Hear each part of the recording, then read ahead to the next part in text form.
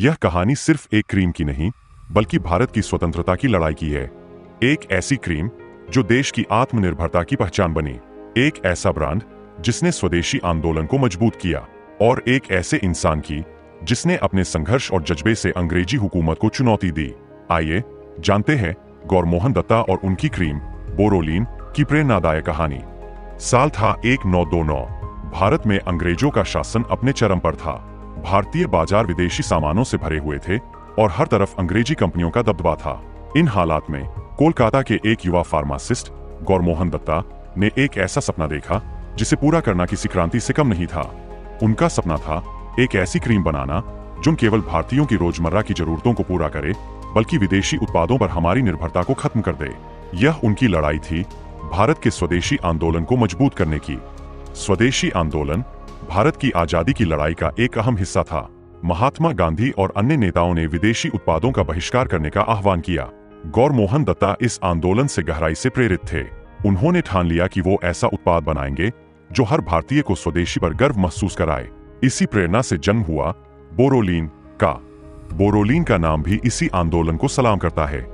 बोरो यानी boric acid और लीन यानी ग्लिसरीन। इसे खास हरे रंग के पैकेज में रखा गया जो भारतीय मिट्टी और स्वदेशी भावना का प्रतीक था। लेकिन बोरोलीन बनाने का यह सफर आसान नहीं था। गौरमोहन अपनी व्यक्तिगत जिंदगी में भी बड़े त्याग किए। इस क्रीम को परफेक्ट बनाने के लिए उन्होंने अपनी नींद, सेहत और सुकून सब कुछ दांव पर लगा दिया। वो रातों रात जागते, क्रीम के फॉर्मूले पर काम करते और हर बार जब कोई नतीजा असफल होता तो और ज्यादा मेहनत करते। उनके परिवार और दोस्तों ने देखा कि कैसे वो अपने सपने को हकीकत में बदलने के लिए कई बार उनके स्वास्थ्य ने भी जवाब दे दिया, लेकिन गौरमोहन ने हार नहीं मानी। उन्होंने कहा था, अगर यह क्रीम भारतीयों को सशक्त बना सकती है तो मेरी हर नींद और हर त्याग इसके लिए एक छोटा मूल्य है। गौरमोहन दत्ता की यह मेहनत और संघर्ष ही था जिसने बोरोलीन को एक वास्तविकता बनाया। यह क्रीम सिर्फ उनके फार्मेसी ज्ञान का नहीं, बल्कि उनके अटूट जुनून और त्याग का परिणाम थी।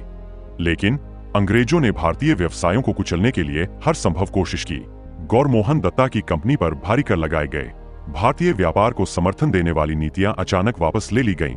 अंग्रेजी सरकार चाहती थी कि भारतीय व्यापारी हार मान ले और विदेशी उत्पादों पर निर्भर रहें। लेकिन गौरमोहन ने हार नहीं मानी।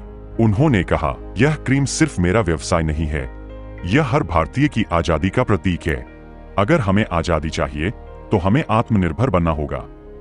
बोरोलीन हर भारतीय घर में पहुंच गई। यह सिर्फ एक एंटीसेप्टिक क्रीम नहीं थी, बल्कि यह भारत की मिट्टी की खुशबू और स्वतंत्रता संग्राम का प्रतीक बन चुकी थी। यह क्रीम हमारे लिए गर्व की बात थी। यह क्रीम उस जज्बे का प्रतीक थी जो कहता है कि हम आत्मनिर्भर हो सकते हैं। माना जाता है कि जिस दिन भारत को आजादी मिली उस दिन बोरोलीन ने 1 लाख ट्यूब फ्री में दिए। गौरमोहन दत्ता ने सिर्फ एक उत्पाद नहीं बनाया, उन्होंने भारतीयों को यह सिखाया कि आत्मनिर्भरता ही हमारी असली आजादी है। उनका जीवन हमें यह सीख देता है, एक, हमेशा अपने देश पर गर्व करें और स्वदेशी को अपनाएं। 2, मुश्किल परिस्थितियों में भी अपने सपनों को न छोड़ें।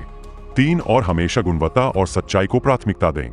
तो अगली बार जब आप बोरोलीन का इस्तेमाल करें, इसे सिर्फ एक क्रीम न समझें, इसे भारत की मिट्टी, गौरमोहन दत्ता के संघर्ष और हमारे स्वतंत्रता संग्राम का प्रतीक समझें, क्योंकि यह सिर्फ एक क्रीम नहीं, बल्कि हमारी पहचान है। अगर आपको यह कहानी प्रेरणादायक लगी तो हमारे चैनल को लाइक और सब्सक्राइब